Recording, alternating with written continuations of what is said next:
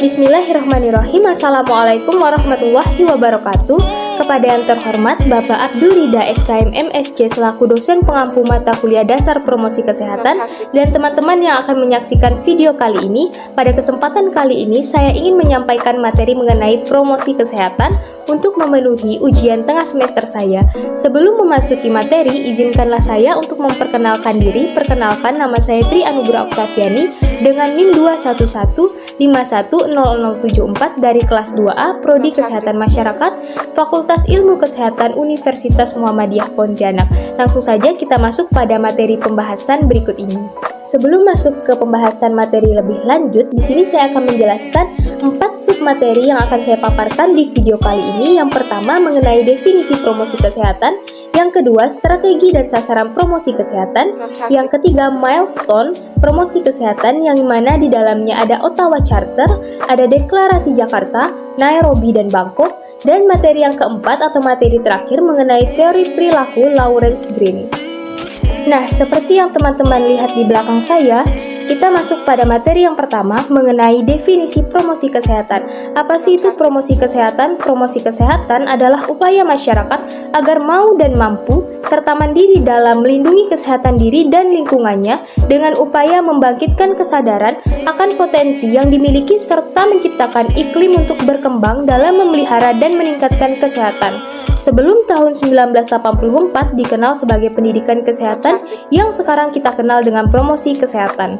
Target pertama promosi kesehatan adalah perubahan perilaku menjadi sehat untuk meningkatkan derajat kesehatan setinggi-tingginya.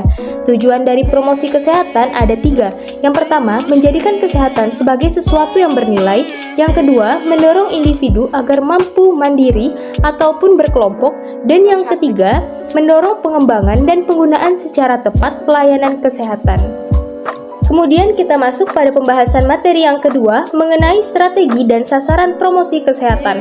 Di sini saya akan menjelaskan terlebih dahulu mengenai strategi dasar promosi kesehatan yang terdiri dari 3 hal. Yang pertama ada gerakan pemberdayaan, yang kedua ada bina suasana, dan yang ketiga ada advokasi. Yang pertama, gerakan pemberdayaan atau yang biasa kita kenal dengan sasaran primer adalah strategi promosi kesehatan yang ditujukan pada masyarakat secara langsung dengan tujuan untuk mewujudkan kemampuan masyarakat dalam memelihara dan meningkatkan kesehatan mereka sendiri. Contoh bentuk kegiatannya seperti penyuluhan kesehatan, pengorganisasian, dan pengembangan masyarakat dalam bentuk koperasi. Dapat dikatakan pula strategi ini seperti kesadaran, kemauan, kemampuan, ataupun pengetahuan, sikap, dan keterampilan. Kemudian yang kedua adalah bina suasana atau yang kita kenal dengan sasaran sekunder. Strategi ini adalah suatu kegiatan untuk mencari dukungan sosial sebanyak-banyaknya melalui tokoh masyarakat, baik tokoh masyarakat formal ataupun informal seperti individu, ada tokoh agama dan artis, kemudian kelompok, ada keluarga ataupun teman-teman, kemudian ada masyarakat umum yang peduli kesehatan. Bentuk kegiatan ini dapat berupa seperti pelatihan bagi para tokoh-tokoh masyarakat seperti seminar.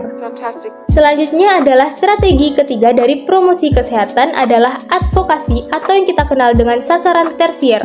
Advokasi sendiri adalah kegiatan untuk meyakinkan orang lain agar orang lain tersebut membantu atau mendukung terhadap apa yang diinginkan. Sasaran dari strategi ini pada para pengambil keputusan atau kebijakan di berbagai tingkat terkait dengan masalah kesehatan.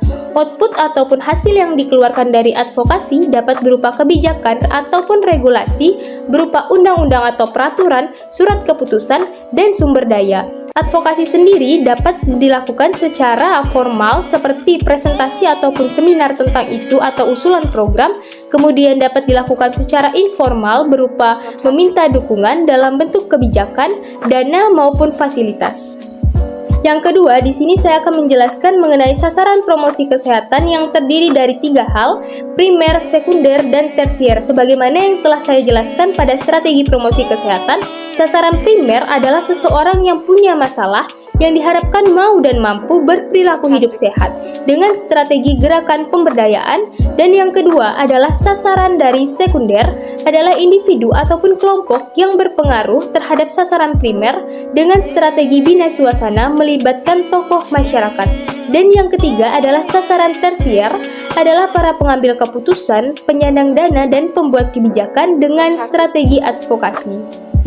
Baik, kita masuk kepada submateri yang ketiga. Di sini saya akan menjelaskan mengenai milestone promosi kesehatan dari Ottawa Charter pada tahun 1986 yang terdiri dari 5 hal. Yang pertama adalah kebijakan berwawasan kesehatan atau healthy public policy yang ditujukan kepada pembuat kebijakan agar mengeluarkan kebijakan-kebijakan publik yang mendukung kesehatan. Contoh dari hal yang pertama ini adalah kebijakan analisa dari dampak lingkungan pabrik, perusahaan maupun rumah sakit. Dan yang kedua adalah memperhatikan dampak lingkungan kawasan tanpa rokok.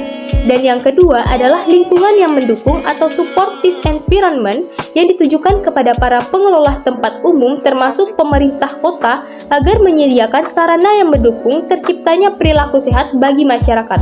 Contohnya penyediaan fasilitas umum seperti WC, pojok AC ataupun tempat konseling umum.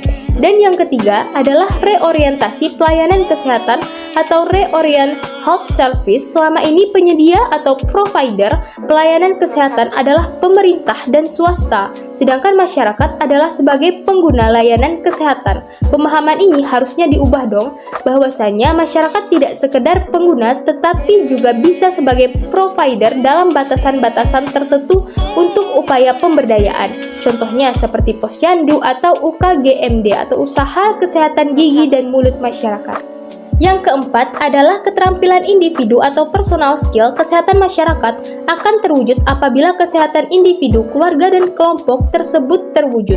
Contohnya penyuluhan secara individu ataupun kelompok seperti Posyandu atau PKK yang kita kenal dengan pemberdayaan kesejahteraan keluarga.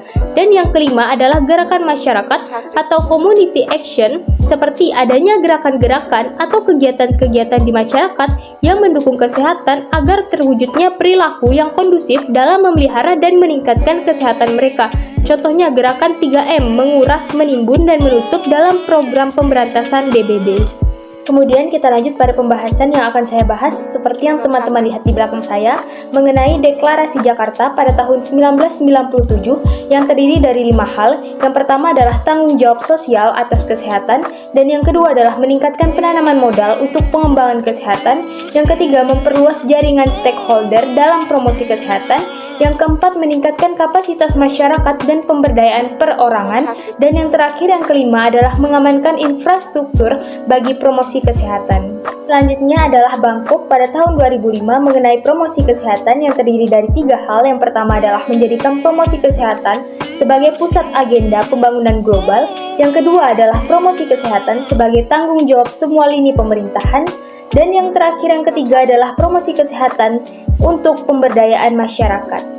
Dan yang terakhir adalah Nairobi pada tahun 2009 membagi promosi kesehatan menjadi 5 hal. Yang pertama adalah membangun kapasitas promosi kesehatan atau building capacity for health promotion.